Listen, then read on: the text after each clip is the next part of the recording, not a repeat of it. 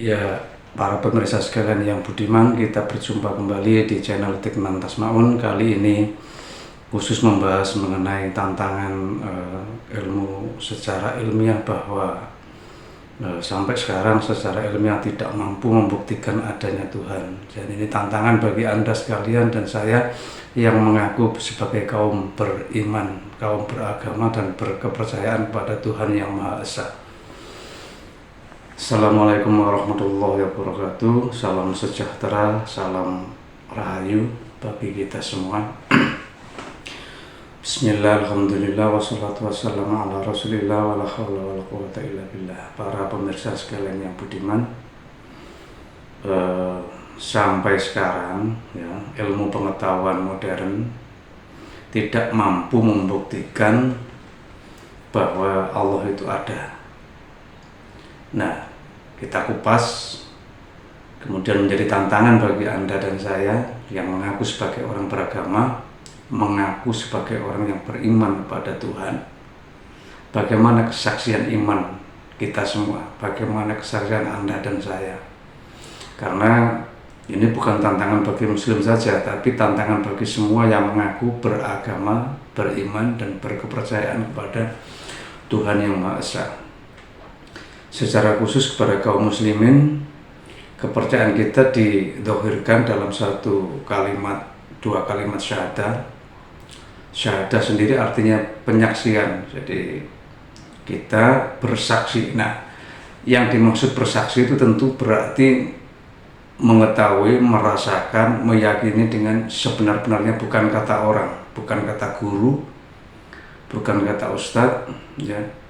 Bahkan meyakini, merasakan, membuktikan apa yang didalilkan oleh firman Allah dalam kitab suci Al-Quran maupun dalam hadis Kanjeng Nabi. Nah, bagi saudara-saudara yang beragama lain, saya pikir sama juga, hanya kalimat yang berbeda. Oke, kita mulai di vlog ini. Secara ilmiah, saudara-saudara sekalian, sampai sekarang belum ada satu alat pun atau belum ada satu ilmu pun yang membuktikan bahwa Allah itu benar-benar ada atau Tuhan itu benar-benar ada. Oke, kita naikkan lagi. Kalau secara ilmu biasa, ilmu pengetahuan biasa atau sains biasa tidak mampu, maka kita naikkan levelnya pada ilmu filsafat. Karena ilmu filsafat itu alat yang untuk mencapai kebenarannya sudah supra akal. Artinya itu sudah di atas dari akal, yaitu memakai yang namanya intuisi. Nah, intuisi itu adalah satu anugerah ilahi bagi Anda yang percaya adanya Tuhan, bahwa kita itu bisa merasakan, bisa mengandaikan, bisa mengkonklusi dari suatu hal berdasarkan beberapa premis awal. Nah, kemudian menjadi pertanyaan begini, ini secara filsafat. Kalau filsafat macam-macam, mulai dari filsafat ontologi, filsafat fisika, etika maksud saya, dan lain sebagainya. Ada satu pertanyaan yang ini sebenarnya umum dan mutlak, bahwa ada satu hukum yang dianggap logis, masuk logika, bahwa segala sesuatu yang ada tentu ada yang menciptakan. Adanya meja kursi maka diciptakan oleh tukang mebel. Adanya nasi maka dihasilkan dari padi ditanam di sawah dari benih padi dan lain sebagainya. Nah, kalau begitu alam semesta ini tentu ada yang menciptakan. Ini runtutan pemikiran falsafahnya begitu. Kemudian ada pertanyaan nakal. Misalnya ditemukan bahwa ini yang namanya, ini yang pencipta awal. Ya, pertanyaan akalnya lah, yang menciptakan dia siapa? Kalau masih ada yang menciptakan, ya sampai kalau ketemu yang terakhir bahwa tidak ada pencipta lagi pada dirinya. Artinya dia itu wujud, ada dengan sendirinya, berdiri sendiri, tanpa awal, tanpa akhir. Nah, itu yang kita sebut orang beragama mengatakan sebagai Tuhan. Oke, clear di sini. Nah, para pemirsa sekalian ya. Kemudian nanti itu ada pertanyaan lanjutan, ini pertanyaan nakal juga ya. Kan tetap tidak bisa dibuktikan itu secara ilmiah dalam pembuktian, misalnya melalui penelitian atau apa. Memang, jadi saya bilang di awal tadi, sampai sekarang pun, mungkin sampai kapanpun, secara ilmiah maka secara metodologi ilmiah, maka tidak ada yang bisa membuktikan bahwa Tuhan itu ada. Ini, namun sebaliknya, secara ilmiah juga tidak bisa membuktikan bahwa Tuhan itu tidak ada. Lagi saya ulangi ya, secara ilmiah tidak bisa membuktikan bahwa Tuhan itu tidak ada. Karena itu, kembali menurut saya ini ya, bahwa perilaku kita termasuk dalam peribadahan kita itu menyangkut satu keyakinan. Jadi tidak membutuhkan pembuktian apapun dari sisi ilmiah. Jadi kalau saya tidak setuju bahwa sesuatu disangkut-sangkutkan terus-menerus dengan ilmiah, atau ini bagaimana kok bisa percaya begini, percaya begitu, bagaimana dasar ilmiahnya, bagaimana, apakah kitab suci itu ilmiah? Bagi saya itu tidak. Karena apa? Karena memang kepercayaan itu sumbernya sudah di luar masalah ilmu ilmiah. Itu keyakinan yang bersumber dari tata nilai hati. Ada di sini perangkat dalam diri kita, ya, atau dalam bahasa filsafatnya namanya intuisi, itu yang bisa menangkap satu keimanan. Oke, ini sekilas saja mengenai perdebatan filsafat mengenai adanya Tuhan. Nanti lebih jauh lagi bagaimana kita bersaksi, bagaimana kita mengalami adanya Tuhan. Nah, itu tertinggi. Artinya itu kita bukan lagi mengamalkan sesuatu secara ritual itu grubiak-grubiuk ikut orang, tapi sudah mengalami sendiri. Jadi dari pahit getirnya kehidupan ini, jatuh bangunnya kehidupan ini, kemudian kita bisa dituntun ya untuk menjumpainya. Nah, itu satu perkara yang penting. Oke, saya lanjutkan. Pemahaman agama dari lintas agama, artinya dari lintas yang saya ketahui saja dari beberapa literatur ya, dari beberapa literatur yang saya ulang lagi pengetahuan saya berdasarkan agama-agama yang ada ya, yang saya tahu saja berdasarkan literatur yang saya baca. Oke, dalam agama Hindu Tuhan semesta ini bukan dibagi ya, tapi termanifestasi dari menjadi dua konsep, yaitu yang Tuhan sendiri yang tidak berkonsep, tidak bisa diraba, tidak bisa digambarkan, tidak bisa disifati ya. Makanya disebut sebagai Nirguna Brahman. Jadi saudara-saudara kita yang Hindu di literaturnya mengatakan itu Nirguna Brahman. Apa itu? Yaitu satu entitas atau satu Tuhan lah ya, yang berkuasa, yang menciptakan jagat raya ini, yang tiada permulaan, tiada akhir, tiada bersifat, bahkan tidak bisa digambarkan bagaimananya, sama sekali kosong ibaratnya. Orang Jawa mengatakan awang uwung, artinya pengetahuan tentang Nirguna Brahman ini tidak terberikan, hanya orang-orang tertentu, mungkin setingkat Rsi, setingkat apa itu yang mencapai pengetahuan itu. Nah, karena itu kemudian dalam agama Hindu konsep itu diturunkan supaya manusia itu bisa mengenal Tuhan, diturunkan dalam Saguna Brahman. Saguna Brahman itu adalah manifestasi ya, pemunculan atau kewujudan dari Tuhan yang Maha Berkuasa tadi dalam bentuk personifikasi yang sudah bisa digambarkan oleh manusia. Mulai dari tingkat yang paling tinggi yang saudara-saudara kita agama Hindu itu menyebutnya sebagai Trimurti, yaitu 3 dewa utama, yaitu itu adalah perwujudan dari Tuhan dalam hal mencipta alam semesta, maka mewujudkan diri dalam pribadi atau personality yang disebut sebagai Dewa Brahma. Kemudian dalam memelihara alam semesta ini mewujudkan diri dalam personality Dewa Wisnu maksud saya, beserta saktinya masing-masing. Sedangkan untuk melebur alam semesta ini apapun, karena itu suatu hukum alam juga, ada penciptaan, pemeliharaan, kemudian peleburan, penciptaan lagi, seterusnya begitu. Nah, itu personifikasinya adalah Dewa Siwa atau Mahadewa Siwa. Nah, kemudian di bawah yang ketiga ini personifikasi Saguna Brahman itu banyak sekali, yaitu tiap-tiap apa yang mewujud di dunia ini dikuasai oleh penguasa masing-masing. Misalnya ada Dewa Surya menguasai matahari, ada Dewa Agni yang menguasai api, ada ya itu macam-macam. Kemudian ada satu lagi yang namanya itu Atman atau Maha Atman. Ada istilah sendiri sebenarnya, para Atman sebenarnya, istilah yang pas, tapi interpretasi saya itu lebih mudah mengatakan Maha Atman, yaitu jiwa yang tinggi, yang itu ada di percikan dari zat Tuhan yang ditaruh dalam diri makhluknya sebagai wujud keberadaan Dia untuk bisa dijumpai bagi orang-orang suci, orang-orang tertentu. Termasuk dalam 3 dewa utama tadi juga ada Maha Atman tadi. Kemudian pada manusia-manusia yang sudah menemukannya. Nah, konsep ini agak-agak sebanding juga dalam agama Kristen, dalam kaum Nasrani yang kita lihat di kitab suci mereka, mulai dari Perjanjian Lama sampai Perjanjian Baru. Coba kita ulas sedikit ya. Ini untuk gambaran ilmu ketuhanan atau filsafat ketuhanan. Disebutkan dalam kitab Kejadian itu pada mulanya adalah Dia, Tuhan itu sendiri, ya. Kemudian menciptakan terang. Jadi pada mulanya itu menciptakan terang. Nah, kemudian dalam konsep itu ada yang namanya Tuhan, ya, yang saudara-saudara kita selalu menyebut dengan panggilan Bapa, ya. Itu dalam dirinya itu ada ruh dan ada logos atau firman.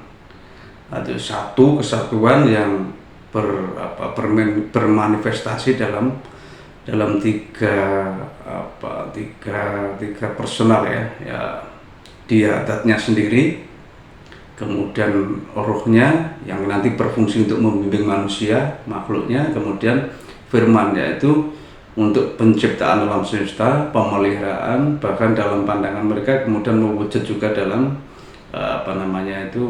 kalau kita menyebutnya Nabi Isa, kalau dalam agama Kristen disebut sebagai Yesus Kristus. Nah, teologi dalam agama Nasrani yang tentang ketuhanan Bapa ini hampir sama, ya, dengan ketuhanan pada umumnya, yaitu satu pribadi yang berkuasa mutlak tanpa permulaan, tanpa akhir, menciptakan alam semesta ini. Dalam penciptaan itu dia bersama firman-Nya sendiri dengan ruhnya sendiri, bahkan digambarkan di situ ruhnya melayang-layang gitu. Oke. Nah, saya ingat ada satu falsafah Yunani juga, yaitu yang disebut sebagai logos. Nah, logos ini firman ini. Oke. Sampai di situ dulu. Ini hendak menggambarkan bahwa ada kesamaan bahwa Tuhan pencipta alam semesta itu tak tergambarkan. Nah, supaya bisa ditangkap manusia itu melalui perwujudan dari personifikasinya. Jadi ada Bapa, ada Roh, ada Firman, yang Firman ini disebut sebagai Putra. Nah, kita masuk pada teologi Islam, ya.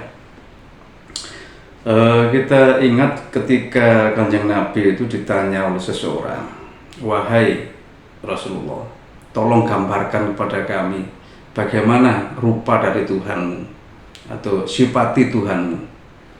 Nah, kemudian Kanjeng Nabi itu diam dan alhamdulillah mendapat wahyu dari Tuhan, dari Allah SWT. Wahyunya itu disebut sebagai surah Al-Ikhlas. Coba kita baca bersama-sama. Ini menjadi dasar dari teologi agama Islam. Bismillahirrahmanirrahim. Qul huwallahu ahad. Qul itu katakan maksudnya katakan wahai Muhammad.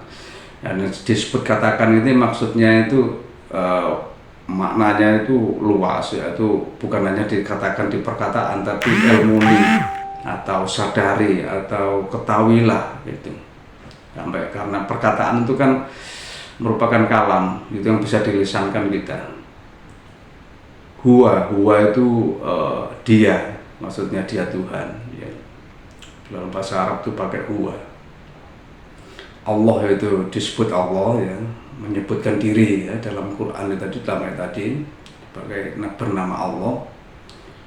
Qul huwallahu ahad. Dia itu balik huwa lagi, dia itu qul huwallahu, ya. Jadi dia Allah itu ahad, itu tunggal itu bukan bilangan satu kemudian ada dua, tiga, bukan. Satunya tunggal, satunya ahad itu satu yang tidak tergambarkan juga, tidak terpecahkan, tidak berunsur. Jadi esa, kalau dalam bahasa Nusantara disebut esa, itu ahad. Kemudian lanjutannya Allahus Somad. Jadi Allah Tuhan tadi, ya, pencipta alam semesta ini disebut As-Somad. As-Somad itu suatu dia Tuhan yang tempat bergantung segala makhluk. Artinya makhluk apapun, baik yang kelihatan maupun yang tidak kelihatan, baik yang zahir maupun yang batin, baik yang kecil maupun yang besar, baik yang makro maupun yang mikro, itu semua tergantung adanya itu karena adanya Tuhan tadi. Jadi maknanya tidak ada sesuatu yang ada dengan sendirinya, semua bergantung kepada kekuasaan Allah. Semua bergantung adanya, bahkan adanya sendiri itu karena adanya Allah. Dan pergerakan makhluk itu pun karena kekuasaan Allah. Itu namanya As-Somad. Jadi tempat bergantung, tempat cantolan, tempat As-Somad, tempat bergantung segala makhluk.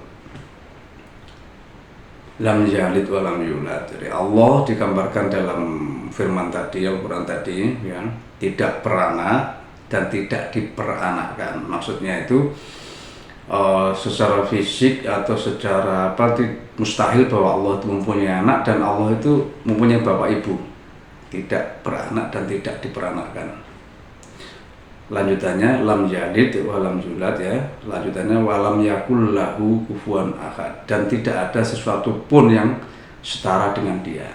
Artinya itu keahatan dia, ketunggalan dia, kemahaan dia itu mutlak, hanya dia sendiri. Nah, ini menjadi dasar teologi dari agama Islam. Baik, saya lanjutkan. Kemudian dalam perkembangan zaman, untuk memahami atau mendekati atau dipotretlah suatu ilmu, ya, oleh para ulama tasawuf ini untuk memberikan pencerahan bagi manusia supaya bisa memahami zat yang ahad tadi, Tuhan yang maha tunggal tadi. Itu ada satu ilmu, ya, yang para ulama tasawuf itu menamai sebagai martabat 7.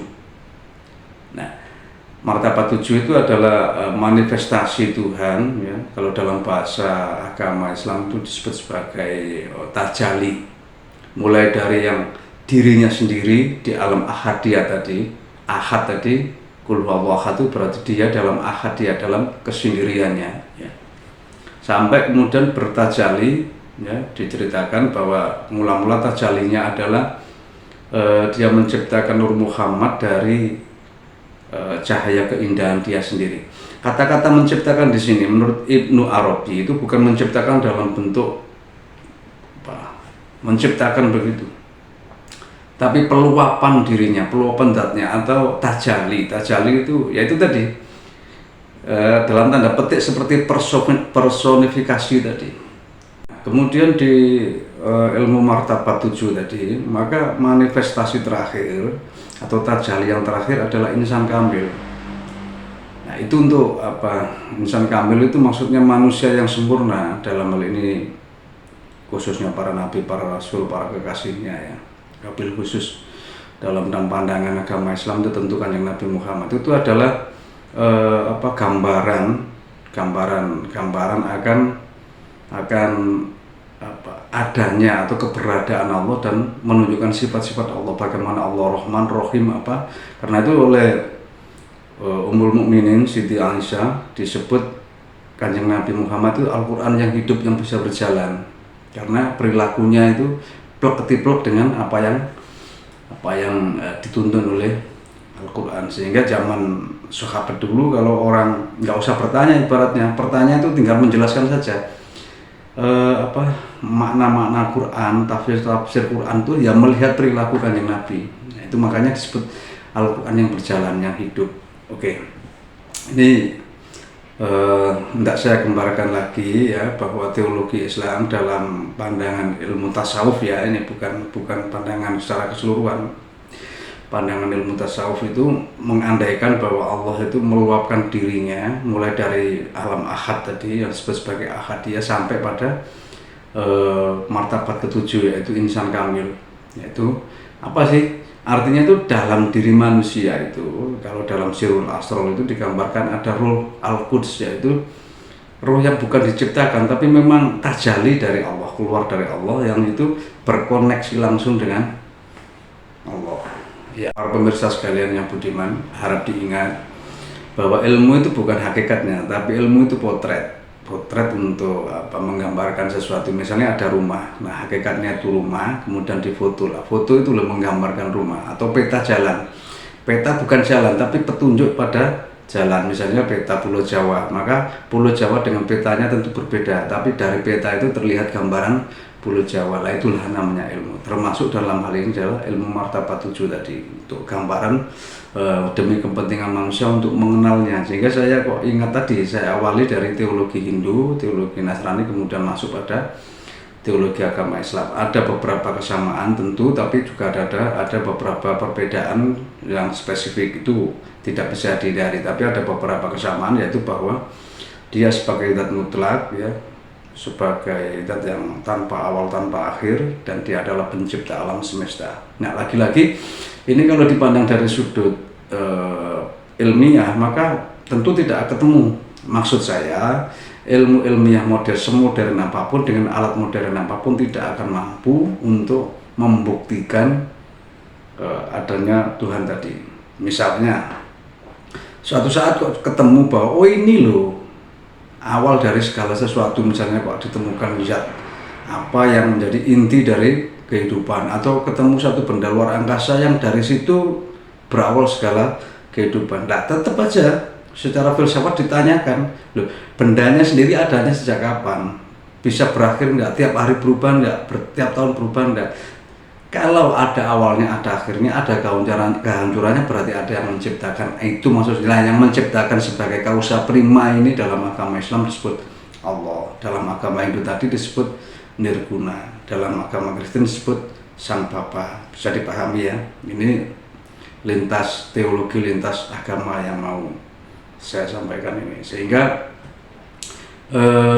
hal berikutnya yang justru penting ya, ini masuk bagi khususnya kita kaum muslim, dan sekali lagi ini adalah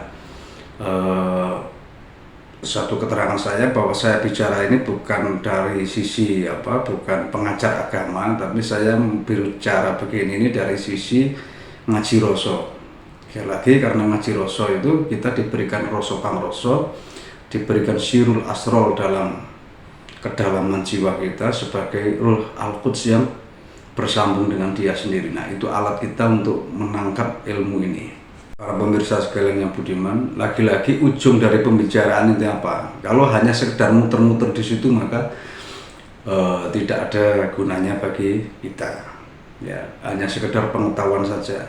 Karena di vlog saya yang terdahulu, saya sudah bicarakan mengenai aspek ibadah sosial. Itu adalah buah dari keagamaan kita.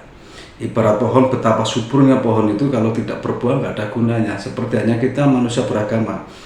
Ketika kita rajin melakukan ritual agama, tapi kalau tidak ada buah sosialnya kita baik bagi keluarga maupun bagi sesama, maka itu jong nol besar. Nah, pembicaraan ini ujungnya adalah kesadaran. Saya sampaikan lagi-lagi kesadaran kita terhadap adanya Allah, bukan hanya dalam pengetahuan kepala kita, tapi kesadaran yang menyeluruh, yang kita itu sadar penuh bahwa kita itu ada, itu bergantung kepadanya, bahwa nafas kita, di ujung nafas kita pun ada dia, di gerakan hati kita pun ada dia. Sehingga selalu saya mengatakan, kalau kita lihat Wak Jo ngarit di sawah, di tegalan, di galangan, kita belajar melihat bukan Wak Jo yang ngarit, tapi Allah yang ngarit melalui tangannya Wak Jo. Itu jangan ditangkap harfiah. Itu satu metode saya untuk menggambarkan, untuk melihat bahwa misalnya ada Contohnya begini, ada kertas debu berterbangan, maka kita bisa mengatakan, oh ada angin lesus, padahal anginnya tidak terlihat oleh mata kita.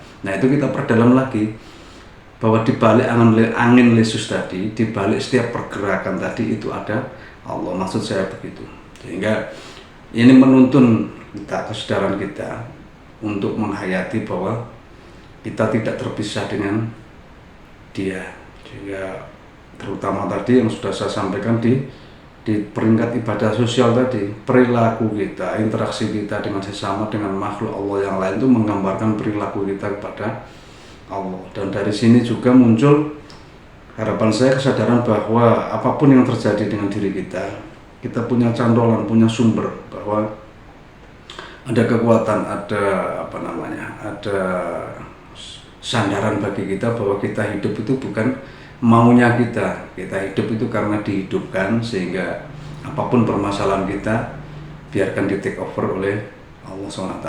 Nah, ya para pemirsa sekalian yang budiman, kesadaran ini itu bukan berhenti di kesadaran bahwa Allah bersama kita saja atau mengembalikan ada kita kepadanya Allah, tapi perilaku kita itu ya terbimbing untuk untuk mewujudkan dalam tanda petik karyanya. Kita dalam berperilaku baik kepada diri sendiri maupun pada perilaku sosial kita itu kita punya dasar yang jelas bahwa kita itu sedang melayaninya.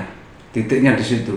Ini digambarkan kalau dalam agama Islam itu kalimatnya iyyaka na'budu, kemudian lanjutannya adalah iyyaka nasta'in. Artinya hanya kepadamu ya Allah aku berbakti, menyembah dan seterusnya, dan kepadamu aku memohon. Nah, kalau kita sudah punya ini namanya pedoman betul bahwa segala apa yang kita lakukan itu adalah bertujuan untuk mencari keridhoannya, supaya Allah Tuhan yang Maha Berkuasa itu senang dengan kita. Ibaratnya Dia adalah bos kita, Dia adalah Tuhan pribadi kita, bukan hanya Tuhan alam semesta, tapi betul-betul kita rasakan sebagai Tuhan diri kita. Tuhan itu kan tuan, raja ya, atau bendoro, atau ya majikan bos, big boss kita. Nah, kesadaran itulah yang kemudian bisa memancing kita untuk untuk teguh berpendirian, tidak mudah putus asa, kemudian dalam hidup ini menjadi ringan, apapun yakin bahwa Allah akan menolong, dan perbuatan kita pun semata-mata kita lakukan supaya Dia senang dengan kita. Itu yang saya maksudkan. Sehingga jauh dari pemikiran ingin surga takut neraka itu. Coba itu lain kali saya ingin membahas ini dari perspektif perspektif bahasa manusia ya. Kenapa kalau dalam tiap agama itu punya perspektif surga itu sendiri-sendiri. Misalnya gini, kalau dalam agama Islam itu sering digambarkan surga itu bertingkat, kemudian air mengalir di situ, sungai susu, banyak bidadari dan sebagainya. Itu gambaran fisiknya. Saya yakin itu gambaran, kalau menurut saya loh ya. Perkara Anda tidak setuju itu lain perkara. Gambaran menunjukkan satu nikmat. Nah, kalau yang hakikinya ya memang kita kembali kepada Dia, itu merupakan surga abadi, surga yang hakiki dari kalimat innalillahi wa inna ilaihi rajiun. Kalau orang Jawa mengatakan sangkan paraning dumadi, teko sangkan teko ndi balik marang ngendi maneh. Itu merupakan pengembalian diri kita. Jadi kalau pengembalian diri kita itu kalimat innalillahi wa inna ilaihi rajiun, tidak usah menunggu ketika kita meninggal. Bahkan itu yang disebut orang Jawa mengatakan mati sakjroning urip. Ketika kita berkesadaran begitu, berkesadaran berketuhanan begitu, maka kita mengembalikan ada kita kepada Allah. Semoga dengan vlog ini Allah merahmati Anda dan saya, membimbing Anda dan saya, kemudian ngopeni hidup Anda dan saya, sehingga semua permasalahan kita di take over oleh Dia, karena kita ini sekedar ada itu karena diadakan, kemudian ditugaskan menjadi khalifah, wakilnya untuk memakmurkan bumi, bersilaturahmi di bumi, membuat kemakmuran di bumi, membuat karya di bumi ini. Amin ya rabbal alamin. Akhirul kalam. Wassalamualaikum warahmatullahi wabarakatuh. Salam sejahtera, salam tentrem rahayu.